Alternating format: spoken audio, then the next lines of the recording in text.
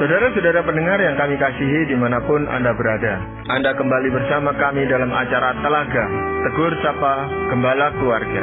Saya Gunawan Santoso dari Lembaga Bina Keluarga Kristen akan berbincang-bincang dengan Bapak Pendeta Dr. Paul Gunadi. Beliau adalah seorang pakar dalam bidang konseling serta dosen di Seminari Alkitab Asia Tenggara, Malang. Perbincangan kami kali ini tentang kepribadian dominan. Kami percaya acara ini pasti bermanfaat bagi kita sekalian, dan dari studio kami mengucapkan selamat mengikuti. Pak Paul, mendengar istilah dominan itu pikiran kita atau asosiasi kita itu tentu dengan sesuatu yang menguasai, sesuatu yang hebat gitu Pak Paul. Nah ini kalau bisa kaitkan dengan kepribadian Pak Paul, apakah ini bukan sesuatu yang sangat membahayakan bagi orang lain ataupun dirinya sendiri gitu Pak Paul? Justru yang ingin saya angkat pada diskusi kali ini adalah bahwa dominan itu tuh tidak mesti berkonotasi buruk. Bahwa dominan itu ya hanyalah menunjukkan sebuah kepribadian yang memang ya kuat, tapi nggak harus nantinya kita menyorotinya dari sisi buruknya. Justru nanti kita akan bahas bahwa kepribadian yang dominan ini justru mempunyai dua sisi kekuatan dan sisi kelemahannya. Nah ini yang mesti diwaspadai, dan juga nanti ya saya akan memberikan masukan pula bagaimanakah kita dapat hidup dengan orang yang memang berkepribadian dominan. Ya, tetapi kalau kita bicara tentang dominan ini kan lebih dahulu kita bicarakan kekuatannya gitu Pak Paul ya, karena yang lebih menonjol itu untuk orang bisa dominan itu kan kelebihan-kelebihan atau kekuatan-kekuatan orang itu gitu Pak Paul. Betul sekali Pak Gunawan. Nah jadi yang pertama adalah kekuatannya dari ciri kepribadian yang dominan ialah adanya sebuah kepribadian yang kuat. Artinya di dalam kepribadian orang yang memang dominan biasanya terdapat pendirian yang teguh dan kemampuan berpikir yang waras ya, yang sangat rasional. Dengan kata lain, orang dengan kepribadian yang dominan tidak mudah-mudah mengubah pendiriannya hanya karena adanya tekanan dari luar. Jadi sekali dia sudah pikirkan, inilah kira-kira yang dia yakini sebagai hal yang baik atau yang benar, maka orang ini akan cenderung ya bertahan. Ya, ia mendasari pertimbangannya atas dialog nalar dalam dirinya, sehingga dia tidak terlalu bergantung pada pendapat orang lain. Nah ini kebalikan dari orang yang memang yang lemah, yang tidak bisa ya untuk mengambil keputusan sendiri. Dia akan sangat mau bergantung pada penilaian atau pendapat orang lain. Nah kepribadian yang dominan kebalikannya, dia tidak gampang-gampang mengubah pikiran, sebab segala sesuatu yang telah dipikirkannya dengan pertimbangan yang rasional akan dia yakini sebagai hal yang baik. Nah ini orang yang memiliki kepribadian dominan ini merupakan hasil suatu pembelajaran atau memang dibawa sejak lahir gitu Pak Paul? Biasanya anak-anak yang memang pada akhirnya akan mengembangkan kepribadian yang dominan sudah mulai menunjukkan sifat-sifat ini sejak kecil Pak Gunawan. Yaitu misalnya memang anak ini tidak gampang disuruh. Jadi kita mesti menyuruhnya berkali-kali sebelum dia melakukan yang kita minta. Dan kadang ya kita mesti menggunakan ancaman lah ya. Kalau dia tidak melakukan, kita akan berikan hukuman, baru dia melaksanakannya. Kenapa? Sebab ya dia itu mempunyai pendapatnya sendiri, dia tidak serta-merta menyetujui apa yang kita katakan. Jadi pada umumnya memang kita akan berkata kepribadian ini adalah hasil bawaan dari lahir. Ya, tetapi proses kehidupan itu membuat lebih kuat atau juga bisa melemahkan hal yang dimiliki sejak kecil ini gitu Pak Mas? Betul sekali Pak Gunawan. Jadi kalau kita orang tua nggak bijaksana ya membesarkan anak yang seperti ini, kita justru tuh bisa benar-benar ya meremukkan kepribadian yang dominan ini karena kita tidak suka. Nah maka kita akan menggunakan misalnya ancaman, kekerasan dan menakut-nakutinya, sehingga kepribadian yang tadinya harusnya berkembang malahan kuncup, malahan akhirnya runtuh. Nah akhirnya ya tidak bisa digunakan. Tapi sebaliknya juga memang bisa jadi ya dikembangkan secara berlebihan pula Pak Gunawan. Jadi ada orang tua yang terlalu mengagung-agungkan anak yang seperti ini dan memberi dia kebebasan untuk berbuat apa saja, sehingga pada akhirnya kecenderungannya bukan hanya kuat tapi justru mendominasi orang lain. Iya, Pak Paul, seperti secara fisik kalau seseorang itu kuat Pak Paul ya, itu bisa berdampak positif, artinya dia bisa ngangkat barang-barang yang berat-berat dan tidak mudah sakit dan sebagainya. Tapi juga ada sisi negatifnya gitu. Bisa membuat orang lain takut atau bahkan bisa membuat orang lain cedera dan sebagainya. Saya rasa juga dengan kepribadian yang dominan ini, Pak Paul, selain ada sisi positifnya, pasti ada sisi negatifnya gitu, atau kelemahan-kelemahan yang dimiliki dari orang yang sebenarnya kuat secara kepribadian ini. Apakah memang ada kelemahannya, Pak Paul? Ternyata ada, Pak Gunawan. Jadi ya di dalam kepribadian yang kuat itu, ya dia memang akan berdiri teguh ya pada pendiriannya. Dan dia akan bergantung penuh pada pertimbangannya sendiri. Dia tidak mudah-mudah memang untuk dipengaruhi oleh pandangan orang yang di luar dirinya. Nah, kecenderungannya adalah dia juga akhirnya tuh susah mendengarkan masukan orang yang diperlukannya. Jadi begitu dia sudah mengambil keputusan, dia menganggap ini benar, ya sukar baginya mempertimbangkan kemungkinan bahwa mungkin saja dia salah. Nah, jadi akhirnya tuh kalau nggak hati-hati, orang dengan kepribadian yang dominan bisa nyeruduk, dan akhirnya tergelincir dan jatuh. Justru dia membuat kesalahan yang fatal. Karena apa? Dia kurang dapat menghargai pendapat orang. Nah, orang-orang yang dengan kepribadian yang dominan cenderungnya hanya akan mau dengar pendapat orang yang dianggapnya di atas dia, yang lebih bijaksana, yang lebih pintar dari dia dan sebagainya. Sedangkan kriteria dia tentang orang yang seperti itu memang kriteria yang agak sempit. Akibatnya dia nggak gampang-gampang menerima pandangan orang lain, apalagi yang dianggapnya di bawah dia, yang sejajar dengan dia pun sulit dia terima, apalagi yang dianggapnya di bawah dia. Nah, ini menjadi kelemahannya pula. Kekuatannya dia berpendirian teguh, tidak mudah goyang, tapi kelemahannya menjadi orang yang keras kepala dan akhirnya sukar untuk mendengar pandangan orang lain. Ya, selain keras kepala, Pak Paul, ini memperlihatkan justru kesombongan orang ini. Jadi kesan kita terhadap orang-orang seperti ini adalah orang-orang yang sombong, yang tinggi hati gitu, Pak Paul. Dan memang ya ini salah satu ya konsekuensinya, Pak Gunawan, yaitu karena dia bergantung pada pendapatnya sendiri, cenderung meremehkan pendapat orang lain. Dan akhirnya ya bisa jatuh ke dalam dosa kesombongan itu. Dia menganggap dialah yang paling hebat, dialah yang paling pintar, dan dia nggak perlu pendapat orang lain, dan dia meremehkan orang lain.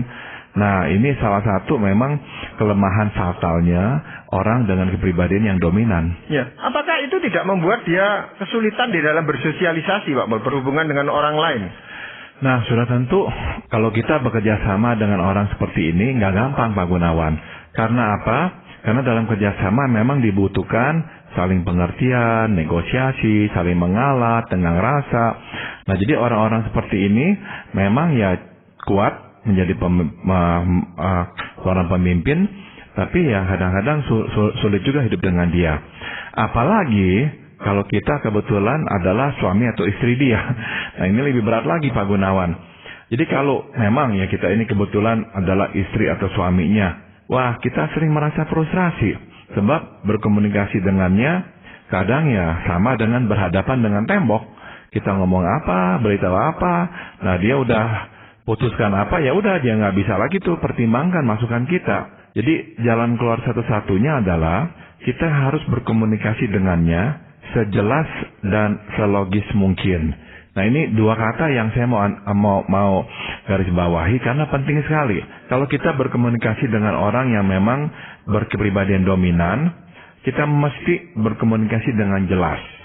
Artinya pendapat kita apa, kita harus nyatakan sejelas mungkin. Dan kalau kita tidak setuju, kita juga harus katakan sejelas mungkin saya tidak setuju. Sebab orang-orang dengan kepribadian dominan, kalau melihat kita itu kok ragu atau samar dan sebagainya, dia makin merasa dia harus lebih tegas. Karena dia makin merasa dia harus memberikan kejelasan, supaya jangan sampai orang itu nanti tersesat. Jadi kalau kita itu bersikap terlalu samar, ragu-ragu, nggak berani menyatakan pendapat, udah deh, makin kita tergilas oleh dia. Maka kalau kita tidak setuju atau punya pandangan yang lain, kita mesti katakan bahwa saya tidak setuju atau saya mempunyai pandangan yang berbeda. Nah, boleh tidak saya ungkapkan, sebab saya mau berdialog dengan kamu. Dan saya tadi juga katakan mesti selogis mungkin berbicara dengan dia, bukan hanya jelas, tapi selogis mungkin. Artinya kita harus pandai-pandai mengemukakan alasan atau argumentasi kita supaya dia pun dapat mempertimbangkannya secara objektif. Jadi kalau dia merasa kita itu tuh nggak logis, ya, alur pikir kita itu tuh nggak berkesinambungan, dasar-dasar argumen kita itu lemah dan sebagainya, ya udah, dia tambah nggak hiraukan.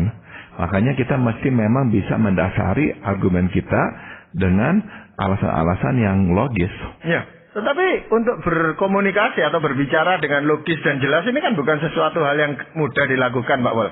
Dan orang kalau tidak terlalu terikat dengan dia, misalnya bukan bawahannya dan sebagainya, atau istrinya atau apa, kan lebih cenderung untuk melarikan diri saja. Nah, kalau orang ini melarikan diri, lama-lama kan orang yang berkepribadian dominan ini bisa kesulitan cari teman itu, Pak Wol. Dan ini adalah salah satu konsekuensinya, Pak Gunawan. Jadi orang yang berkepribadian dominan terus berkukuh, tidak mau ya bersikukuh, tidak mau akhirnya memberikan kesempatan kepada orang untuk berbagi pandang dengan dia, akhirnya cenderung ditinggalkan oleh orang atau didiamkan, dihindarkan. Karena apa? Orang akhirnya akan berkata percuma bicara dengan dia. Dia udah mau apa ya harus terjadi, dan dia nggak mau mempertimbangkan pendapat kami lagi. Jadi sekali lagi kita bisa lihat betapa sayangnya kalau kekuatan yang begitu baik akhirnya itu justru menjadi sebuah kelemahan yang begitu fatal. Pak Pol, seandainya orang seperti ini dengan kepribadian dominan ini toh harus bekerja, harus bermasyarakat, harus melayani dan sebagainya. Kira-kira bidang apa atau di bagian mana dia ini tepat untuk menempatkan diri, Pak Pol? Nah justru awalnya orang yang memang menyadari lah dirinya seperti ini, dia justru tidak boleh mendapatkan posisi tinggi sebagai pemimpin. Nah kalau misalnya nih ya, kebetulan nih ya, dia anak seorang pengusaha, papanya mempunyai usaha dan dia itu tinggal masuk saja dan menjadi seorang direksi atau apa. Justru saya akan anjurkan kepada anak ini, meskipun ayahmu bisa memberikan kemudahan, fasilitas kepada kamu menjadi pimpinan, justru sebaiknya jangan kamu terima di awal-awalnya. Sebaiknya kamu harus mendisiplin diri kamu untuk meniti tangga dari bawah. Jangan langsung ke atas, karena orang yang berkepribadian dominan, kalau langsung menempati pucuk pimpinan atau di atas, dia makin tidak sadar dengan kenyataan di lapangan, dengan perasaan orang, dengan pergumulan orang, dengan sudut pandang orang yang lain-lainnya. Karena sebagai pimpinan, memang ya kehendaknya lebih cenderung dituruti. Itulah posisi yang memang memberikan kepada kita ya keuntungan atau manfaat untuk bisa ya mengeluarkan pendapat dengan lebih bebas. Tapi justru kan kalau orang ini masih muda, dia perlu pengalaman. Dia perlu bisa mendengarkan orang dengan lebih baik. Jadi sebaiknya apapun yang dia kerjakan, nggak jadi soal. Yang penting dia memulai dari bawah, Pak Gunawan. Jadi apapun pekerjaannya, memang bergantung pada kebisaannya atau talentanya. Tapi sebaiknya dia mesti niti dari bawah, ikuti, belajar, rendahkan diri, dengarkan orang, terima perintah-perintah dari orang, sampai jangka waktu yang agak panjang, dan kesempatan terbuka dia bisa menjadi pimpinan, barulah dia naik menjadi pimpinan. Jadi sekali lagi kuncinya justru di dalam diri dia sendiri, kemauan dia untuk mendisiplin diri supaya tidak terlalu dominan gitu Pak boleh? Jangan sampai dominannya itu menjadi dominan yang buta, yang tidak ada arahnya, yang tidak ada hikmatnya. Justru ya kalaupun harus dominan karena memang dia orang yang dominan ya tidak apa-apa, tapi hendaklah itu dominan yang memang berhikmat, yang mempunyai kasih dan yang mempunyai juga kerendahan hati sehingga bisa mendengarkan masukan orang. Iya, Pak Paul, mungkin ada sisi yang lain dari kepribadian yang dominan ini, Pak Paul. Sisi yang lain atau kekuatan yang lain adalah orang-orang dengan kepribadian dominan cenderung mempunyai kemauan yang kuat. Nah, kemauan inilah yang mendorongnya terus maju mencapai sasaran, kendati jalan harus mendaki. Nah, kita tahu ada orang-orang yang begitu jalanan mulai mendaki, ya udah dah, merotoli ya, berhenti di tengah jalan, nggak mau lagi teruskan. Nah, tapi justru orang-orang dengan kepribadian dominan, waktu harus mengalami gelombang, tantangan hidup dan sebagainya, dia nggak mundur. Dia nggak mudah untuk menyerah. Ya kan, jarang terus ya. Nah, itu sebabnya tidak jarang orang dengan kepribadian yang kuat ini cenderung menikmati keberhasilan dalam pekerjaannya. Karena memang orang-orang ini yang nggak gampang menyerah. Dan seringkali inilah kualitas atau karakteristik yang dihargai oleh orang atau oleh atasannya. Ya, kelebihan yang kedua ini dibandingkan yang pertama tadi apa, Pak Paul? Saya kira ya sama lah ya, bahwa kemauan yang kuat ini bagaimanapun juga ya memang menunjukkan kepribadian yang kuat itu. Dia itu percaya pada pertimbangannya sendiri, dan bukan hanya percaya, dia akan mempunyai motor untuk menggerakkannya supaya sampai di tujuan. Nah, motor itu adalah kemauannya. Jadi kemampuannya, pendiriannya yang kuat, serta kemauannya yang bertahan di dalam terpaan badai. Nah, itu memang dua hal yang merupakan kombinasi yang penting. Ya, orang-orang seperti ini seringkali menemukan ide-ide yang baru, yang bagus, yang inovatif, yang bisa berguna bagi orang lain, Pak Bang. Betul. Nah, memang ini kekuatannya dia. Nah, apalagi kalau memang didukung dan bisa diberikan tanggapan yang positif dari orang lain. Tapi kadang-kadang juga Pak Gunawan, kalau memang dia nggak dengarkan orang, ada kalanya inilah yang justru menjerumuskan dia dan baik itu perusahaan atau pelayanan yang dipimpinnya masuk ke jurang. Kadang-kadang itu pun terjadi. Gara-gara terlalu bernafsu, mau ini pasti bisa, pertimbangannya udah begitu kuat, dia yakini kemauannya begitu kuat juga, susah dibendung. Nah, akhirnya orang ikut semuanya. Padahalnya dia membawa semua orang ke jurang. Ya. Itu pun terjadi. Ya, jadi sisi lemahnya, ciri yang kedua ini apa, Pak? Gini Pak Gunawan, tadi saya singgung bahwa orang dengan kepribadian yang dominan karena kemauannya kuat, nah dia itu cenderung ya mencapai sasarannya, alias ya dia bisa mencicipilah menikmati keberhasilan. Nah, keberhasilan biasanya melahirkan keyakinan diri. Makin sering berhasil, makin yakin diri. Nah, dengan bertambahnya keyakinan diri, bertambah kuat pula lah keinginan untuk mencapai sasaran. Jadi dia merasa dia berhasil kok. Ya, rekam jejaknya menunjukkan dia selalu berhasil. Makin kuat keinginan mencapai sasaran. Inilah kekuatan sekaligus kelemahan pribadi yang dominan. Kenapa? Kemauannya yang kuat menjadikannya sulit untuk mundur dari keinginannya sendiri, yang belum tentu selalu baik dan benar. Jadi dengan kata lain, musuh terbesarnya adalah dirinya sendiri. Sebab kalau dirinya sudah mau, dia tidak bisa lagi membendung keinginan itu. Nah, ada kalanya justru ini yang menghancurkan hidupnya. Ya, Pak Paul, kalau kita mempelajari tokoh-tokoh Alkitab, Pak Paul, apakah orang-orang seperti Musa, seperti Paulus, itu juga tergolong orang-orang yang mempunyai kepribadian yang dominan ini, Pak Paul? Saya kira demikian, Pak Gunawan. Mereka itu memang orang-orang yang dominan ya.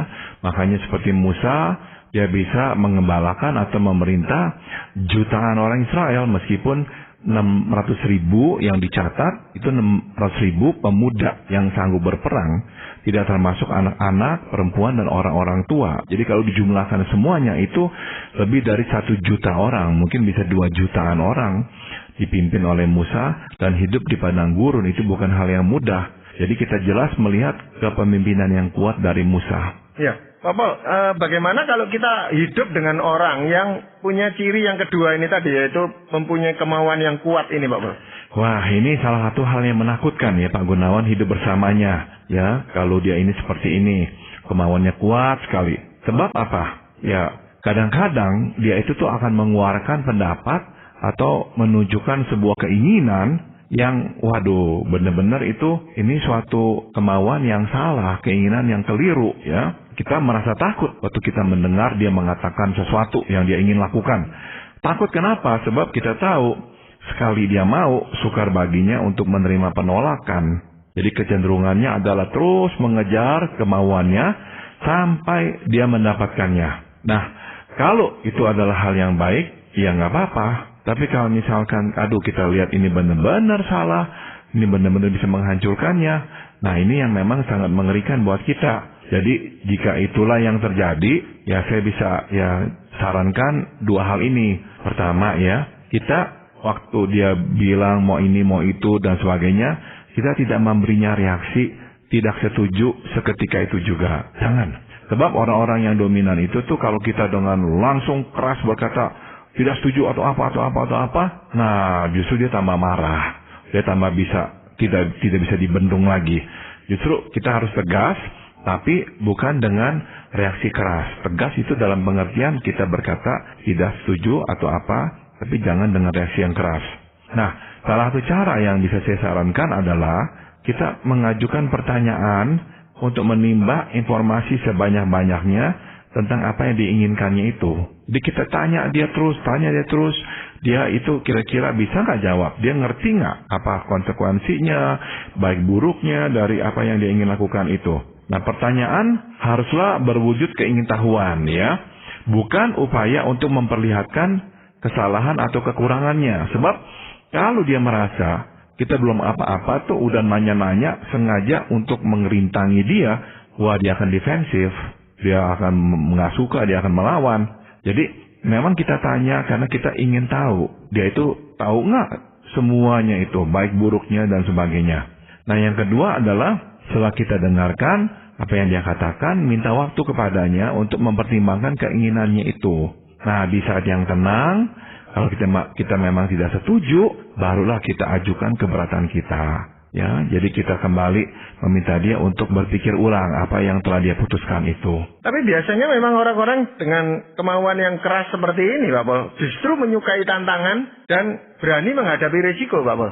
Nah, kita yang tidak punya kepribadian yang sama dengan dia, sulit mengikutinya, Pak Pol. Betul, tapi memang ya hidup dengan orang yang seperti ini, ya kadang-kadang kalau memang kita lihat aduh ini benar-benar ini udah terlalu ya mengerikan, keputusan ini udah sangat-sangat salah. Nah, kita ya memang harus bijaksana ya. Setelah kita minta dia untuk jelaskan, kita bilang kita akan pertimbangkan, terus kita ajukan keberatan kita, mungkin ya kita ajak dia berdoa dulu. Yuk kita doakan dulu yuk sebelum kamu putuskan. Jadi terus minta waktu dia untuk berdoa. Nah misalkan deh ya, setelah kita melakukan semua itu, dia tetap pada rencana semula, nah kita dapat membiarkannya jika hal itu tidak berdampak luas pada kehidupan keluarga. Tapi, bila akan berdampak luas dan berdampak buruk, nah dengan teguh, kita memang harus berdiri tegas menyatakan ketidaksetujuan kita. Karena sekali lagi kalau sampai titik akhir, dia masih mau begitu dan ini sangat-sangat berbahaya, mesti ada orang yang memang harus tegas berkata tidak. Karena sekali lagi dengan orang yang berkepribadian dominan, kalau kita samar atau ragu, ya udah dah, dia akan terus nanti menerobos. Jadi kita pada akhirnya harus memang bisa berdiri tegas dan berkata tidak ya tidak. Ya itu kan berarti kita harus lebih dominan daripada dia yang dominan, Pak. Nah mungkin kita pada titik itu kita memang harus berani ya melawannya atau tegas kepadanya. Seolah-olah memang kita dominan, tapi ya kita sebetulnya bukan orang yang seperti dia. Besar kemungkinan kita lebih gampang untuk bernegosiasi dan sebagainya. Nah kalau dia lihat bahwa kita tuh orang yang nggak gampang-gampang merintanginya. Dia lihat kok kita itu tuh 9 dari 10 akan mendukung dia. Tapi yang satu ini kita enggak mendukung dia. Seharusnya dia itu tuh sadar. Iya ya, pasangan saya ini 9 dari 10 setuju kok. Ikut saya kok. Ini kali kok dia nggak bisa ikut. Nah, mungkin ada yang dia pikirkan yang saya nggak lihat. Mungkin ada yang memang tidak baik yang saya tidak hiraukan sekarang. Jadi mudah-mudahan ya kita itu memang nggak gampang-gampang bilang nggak setuju. Sehingga waktu kita sungguh-sungguh nggak setuju, bobot ketidaksetujuan kita itu menjadi lebih berat atau menjadi lebih besar. Ya, susahnya juga seperti tadi Pak Paul katakan, orang-orang yang dominan ini terlalu percaya pada dirinya sendiri, sehingga ketergantungannya dengan Tuhan bahkan itu sangat kecil sekali, Pak Paul. Dia merasa dia bisa kok. Bahkan dia mungkin merasa bisa memaksa Tuhan untuk memenuhi keinginannya ini. Makanya ya ini salah satu kepribadian yang bisa menjadi berkat besar, tapi memang juga bisa menjadi ya kemalangan besar. Sebab betul Pak Gunawan, orang-orang ini nih benar-benar tuh kadang-kadang nggak menghiraukan Tuhan. Sejujur-jujurnya tuh orang-orang ini ya nggak begitu peduli lah.